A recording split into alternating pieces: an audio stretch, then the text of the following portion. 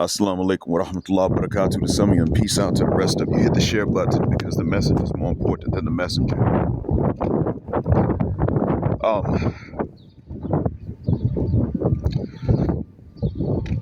When it comes down to the blame that I place on men, I've stated before that I blame men because we've been too easy. We have been there almost unconditionally for women that cannot appreciate us and cannot care about us and cannot care what we experience, and or they actually only care in the direction of ascertaining that we have a negative experience. And when we stop and think about why we're not the same, there are two types of innocence that you can ascribe to somebody. And there's only one kind, only one that I would ascribe to men. There's a moral innocence, and that is because you are devoid of bad intentions for somebody. No malice, no ill will, and maybe even a good, righteous intention. And then there is the innocence all around. That is the innocence of due diligence. And that means that not only did you come in with a good intention, but you backed that intention up with an attempt to do, or an attempt to know and to be intelligent as well, to execute something intelligently.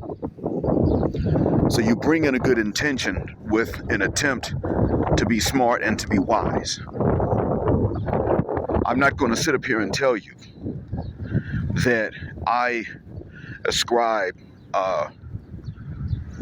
the second one to men. Men, as I've stated, have been too easy, but not malicious. And I maintain that as a whole.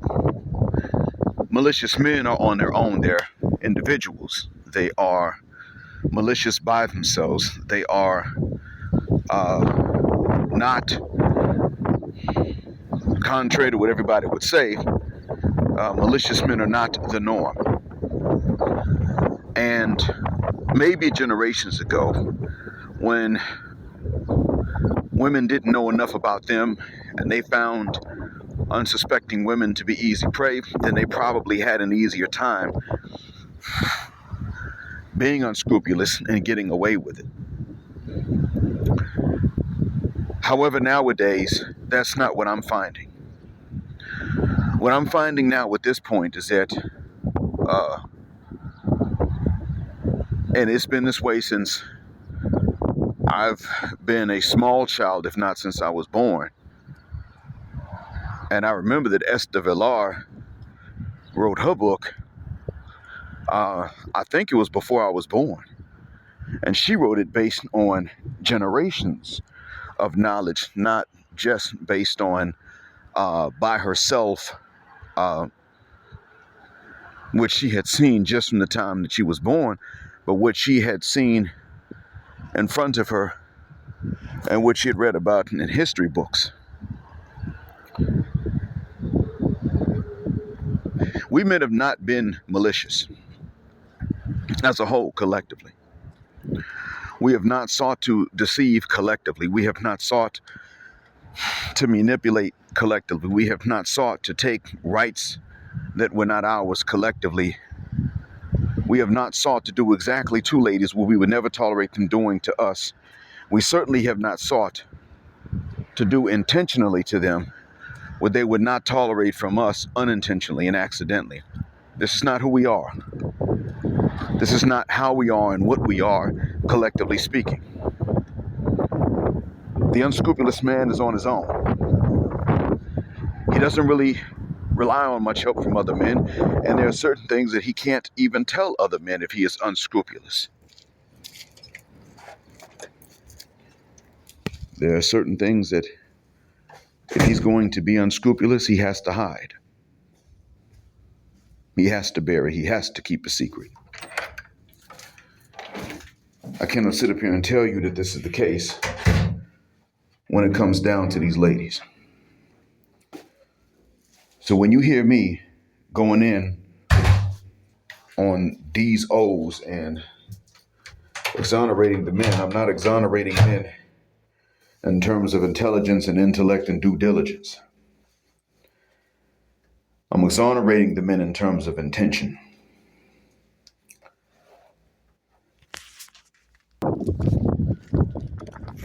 And you know what? You can really take a look at dads to see this.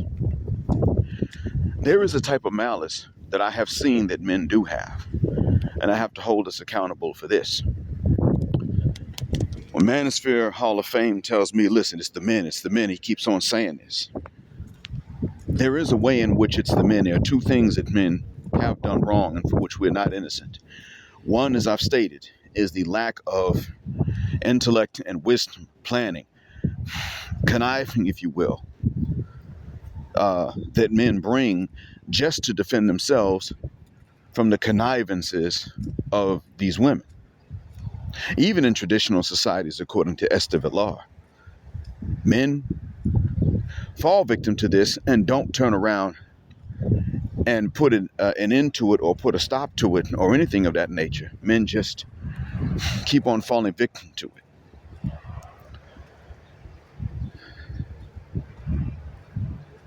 But there is a type of malice that some men have.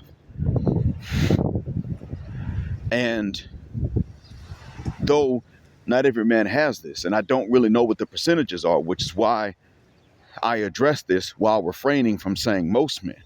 I just don't know what the percentages are.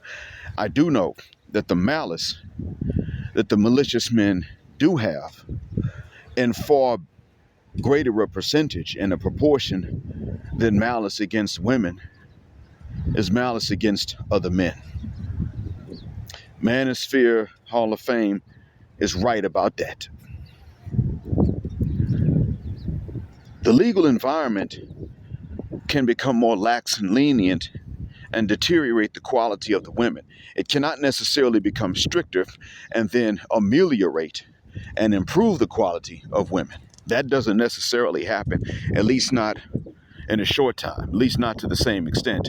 You turn around, let's say that you introduce the exact same laws that you got in some of the most lenient United States and Canada and New Zealand and Australia,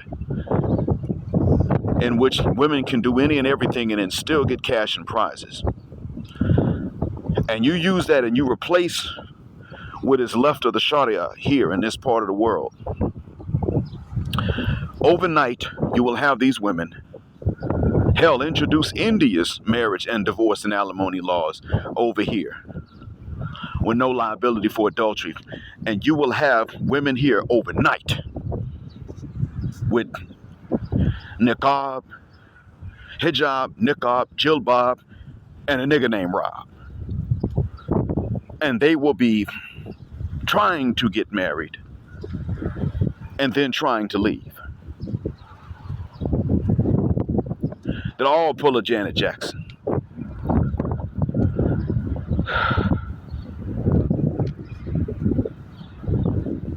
But if you were to turn around and take the Sharia, which is fair to men and women, and you use that to completely replace what's left of it here, and to completely replace what you have in India, which has laws written more sexistly than what you have in the States, and to completely replace what you have in Canada and New Zealand and in any of the US and the UK.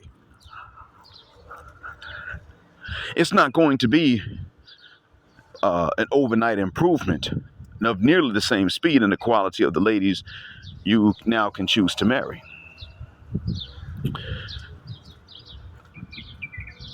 That again goes back to them. It goes back to the ladies. human beings in general with bad habits are very slow to let you change them into better habits, even by force.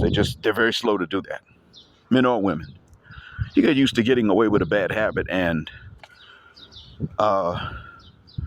you're going to pretty much demand to keep getting away with it, especially if there's no advance notice of what's going to change. But then here's more.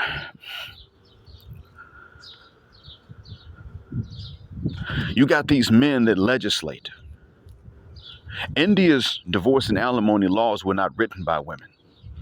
They were written by men. And I thought, well, why would they be written by men? Well, the legislators at that time came from high castes. And they pretty much figured, well, if our daughters are going to marry, especially if they're going to marry men they like, then our daughters need, when it doesn't work out, and our daughters are back at our houses, then somebody else needs to pay. They probably picked this up from the 13 colonies before they became the United States. Because understand, the divorce and alimony laws are older than the Republic of the United States. These are men that legislate that women can do anything and get cash and prizes. And what this means is that these men with means and who legislate were intentionally putting their daughters even above their sons. This goes right back to what I said before, that when it comes down to men, what are men guilty of? Being too easy. Now, men are guilty of being too hard and too malicious when it comes to other men. Men are guilty of being too easy when it comes to these broads. Men are not guilty, or as a whole, of malice towards women, at least not unprovoked.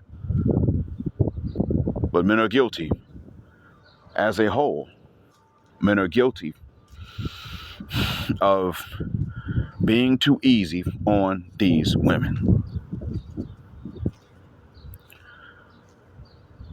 And malice towards each other. Men are guilty of these things. Men are guilty because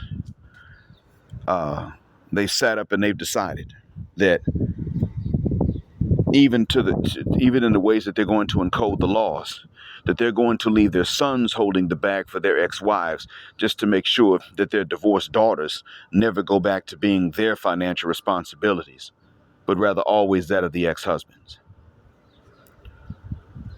And what they failed to realize is that they already were of such a mind that nobody was going to marry their daughters without showing up to ask them if they can marry their daughters, and trying to jump through hoops to impress the dads for permission to marry their daughters. They never stopped to realize, okay, this is how I am. This is how I'm going to view marriage. She better not tell me who she wants. She better wait until that man shows up and comes to me. She better not ask me to go and talk to him. No, he comes, knocks on the door with a bouquet of flowers in his hand for her, and tries to, hat in hand, humbly impress me that he deserves to marry her. And I get to sit back and just make judgments.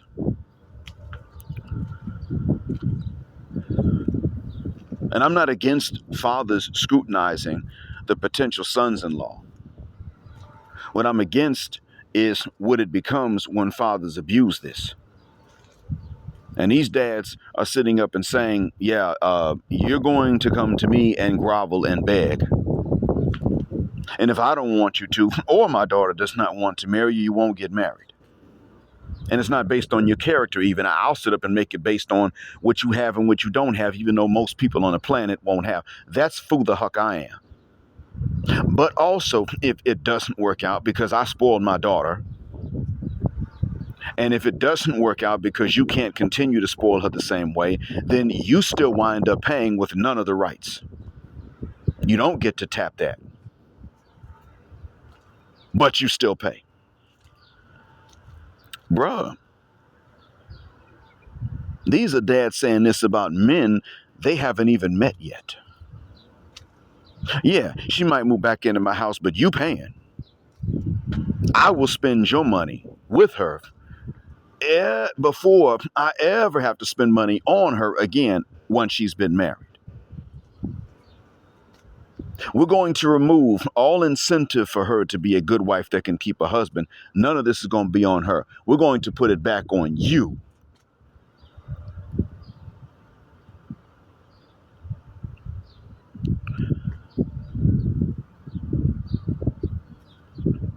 That's malice. That is where men are guilty. The average run-of-the-mill man could go either way. But I do realize that many average run-of-the-mill men want to follow every traditional custom when it comes to their daughters, except for what their daughters are supposed to do, like cook and clean and listen to the man, listen to the husband.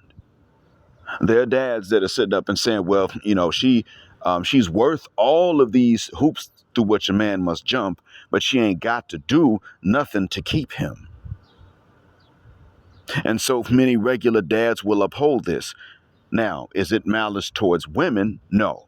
That's not why these broads act the way they do, and they're filing for divorce at a tune of 80% of divorces, at least in the West. No, the ladies are doing this because they just don't want anybody. They don't really like anyone that much.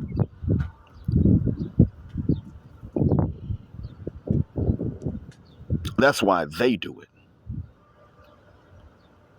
But the fathers are sitting up and not even realizing, again, the nature of their own daughters. Their wives aren't telling them. Their mothers didn't tell them. So when they finally do marry and they spit out daughters, if the daughters are even theirs to begin with, they don't know the nature of either one. They don't know grandma's nature, mama's nature, their sister's nature, their wife's nature, so they don't know their daughter's nature. And they don't realize that the reason why a lot of women don't respond to the advances of most men isn't because women are chaste. It's just because they're hard to please. It's not even because they're choosy. It's because they're hard to please. And there's actually a very immoral component to women's attraction at a base level. So they not knowing this nature, then turn around and really believe that men are the ones that have the worst nature, the base nature.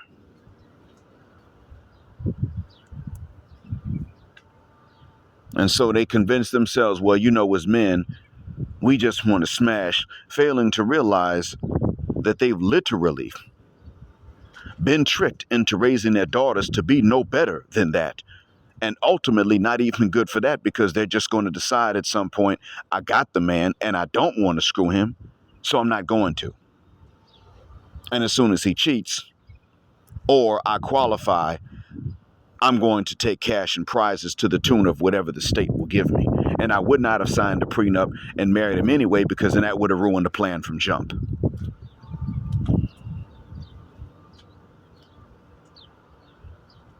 Most of you know, even if you're making a medium amount, most of you know the minute you bring up a prenup, you can't get married.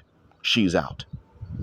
Most of you know and understand this. Most of you know and understand that that's what it's going to be every single time. In order for her to want to sign it, she has to make more money than you. And if that's the case, most of the time they just say, well, why the hell would I marry you then? Hell, why would I even date you? But the legal framework that allows this, well, yeah, that's the fault of men. Every man ain't a legislator. I get that. Every man is not. But many men are malicious when it comes to other men. That needs to be talked about. Many men are highly malicious when it comes to other men. Some are malicious when it comes to the men that love their daughters the most. Not the men that love their daughters, but not the fathers that love their daughters. Some fathers are malicious to potential sons-in-law that love their daughters the most, and that's where their malice starts and where it ends. Oh, you like my daughter, so let me put you through this ringer. But other men are so malicious that when they get into positions to legislate, they design marriage like this. Not only completely devoid of sympathy for other men, but in actuality with contempt. And one thing I'm always going to uphold is this. When these women mess around here and get old with no man,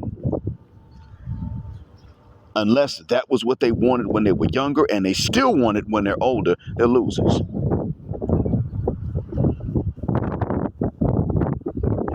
When these women wind up at an age where they can't get a man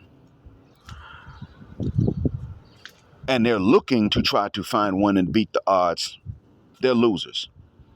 Because they had options. Even when men sit up and say, well, she can't help her age, but I like them younger, that's still up to the woman, because the thing is that while she cannot determine when she was born, she still has to go through being young before she gets old. So that means she went through the stage in which she had options before those options ran out. And even then, when those women gets to a point where when these women do in fact find men that are milfophiles, like I am, they turn around and start acting like children all over again. And how are you going to respect them when they do that? I don't know, because I damn sure ain't. I can't respect a broad acts like that. So all right, so let's say you 50, looking good. And that's cool with me. And you ain't been able to find somebody from the time you were 41. And I'm actually going to treat you well. And I'm going to take you seriously as long as you behave seriously. But now you're going to turn around and behave like a child all over again just because your age don't run me off. What? You mean to tell me that if I didn't want your old behind, you would actually be willing to behave better to try to change my mind? You hypocritical, funky, you get the idea. But when a man reaches old age and he ain't got nobody, that don't make him a loser, especially in the West. But even in traditional societies, no, that does not make him one. And what's the reason? He's not one because what were his options really going to be? For him to have options, he had to be quite tall, quite wealthy. He had to be exceptional to have options and broads. And even then, most of them were going to sit up and try to get him to come to them instead of going to him and being like, listen, I want some. Now, what's it going to take for you to ignore these other broads? They weren't going to do that. They still were going to be like, let me always be in front of him. Let me always be up in his face.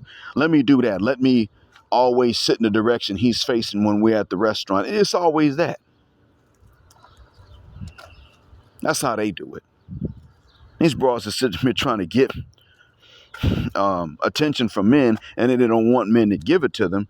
But when it comes to the men they do want, even then they're like, well, let me try to get him to notice me instead of going to him and spitting game. See, they don't know how to do that.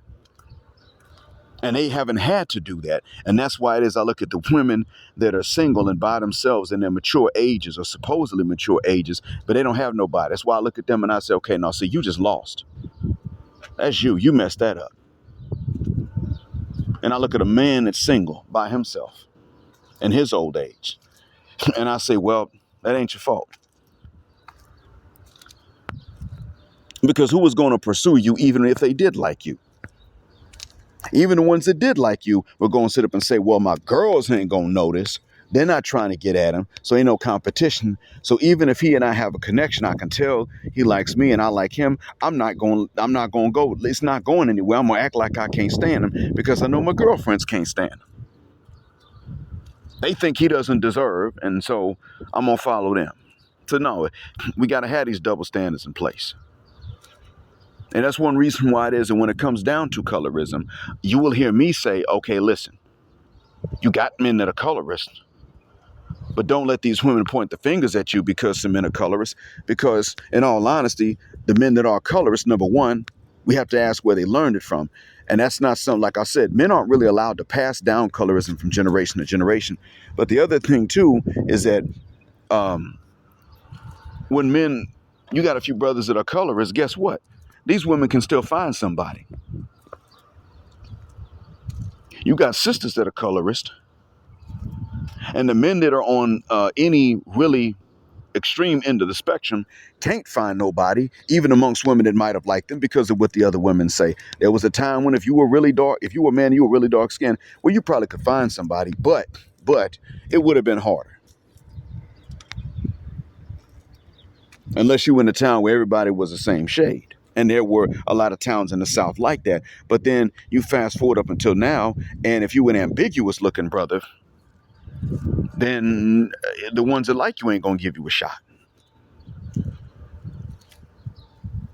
I could tell you straight, man, look, I told y'all about colleague of mine in 2001 straight told me what the game was.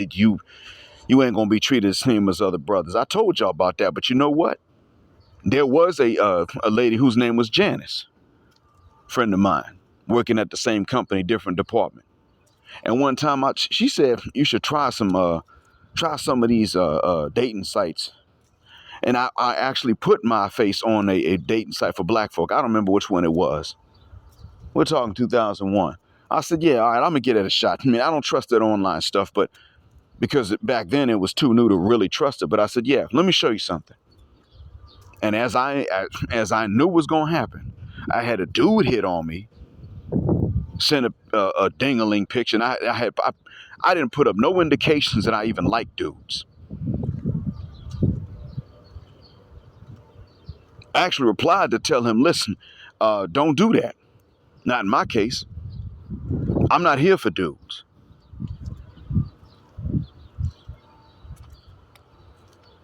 But the other thing too was, who were the chicks? Concreto. Country and ghetto rolled into one. And when I told her, you know what? First, I told her that was going to happen. And then within days, I had to call her back and say, yo, that's actually what happened. Exactly what I said is what happened.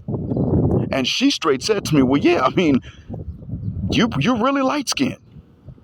And you got straight hair. You're going to attract country and ghetto black women. Educated ones, went to college, ain't going to want you.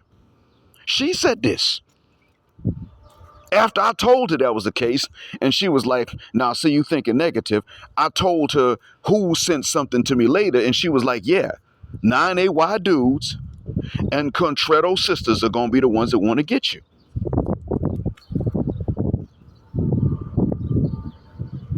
So even when it comes down to colorism, which does exist amongst both genders, I said we're going to have a double standard about so-called admitting to that. Here's why. Well, I just stated what the reason is. I've seen it. You an ambiguous looking man now. You could be run completely out of options. At least amongst black women. It's not an option. In order for that, for sisters to be an option in today's time, you got to be really darn successful for that to be the case. But these sisters, man, look, no matter how many brothers they heard about saying that they too dark, there are a bunch of brothers that be trying to get at them because they ain't too dark. They may feel insecure because of what they've heard some guys say, but they don't really have to. And even then, when women are insecure, the guys that like them try to build up their security and build up their self-esteem. As a man, you don't even have to really be insecure about something. You don't really have to have low self-esteem. Your awareness of women preferring something that you don't have, they will take as low self-esteem and then not want you because of that. They'll actually not want something, which is okay. And then turn around because you're aware that the majority don't want it. They'll turn around and say, well, you seem to have an insecurity about this. I don't want you either. This way they can say it's your insecurity and not that actual trait itself that they didn't want. Makes them not look shallow. It's a real game they play.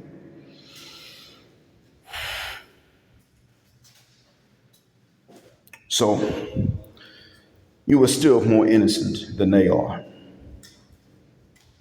Most of you. But if you become a daughter dad and you develop DLPS, then nigga, you an enemy too. Hope this explains it. Till next time, keep jetting black with us till the wings and the wheels fall off. Gender justice forever.